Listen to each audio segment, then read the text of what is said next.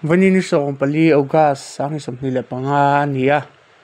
jing lam panga bolte dai le min report kan ngai thlain kan thlir ro le don nia en pon se tiang ra ku ruat la ni chuan kong hi ping le wat tu ra ngai an nia van doi thla khop mai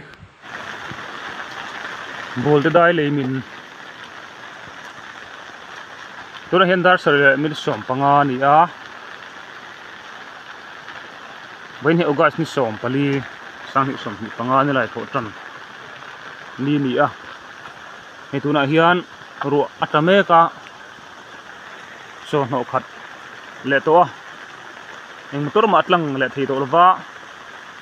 sakatang khian ron tol hum mang boka ei lai hi ka om na zon po hi ron chireng boka tuna hian na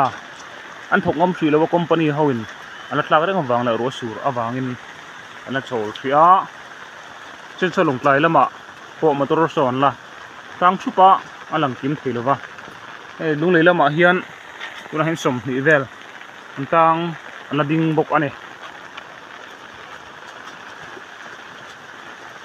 ti hian ro sur bang hian ron tla reng boka in ti tam nge ron tla don la hriat lo ni a tuna tak sa chuan dar kar khan vel han lai silang chuan tlang mai thi turdin huna adinga mai ro chu ro sur reng bang hian enge adin hun la hriat lova thi chaka hian chu ma jinga lang pi thei lova hei chaka tang hian heron tla reng bok ani ro sur chuan reng chuan hei ai tam poron la reng don ani so on tot hum mai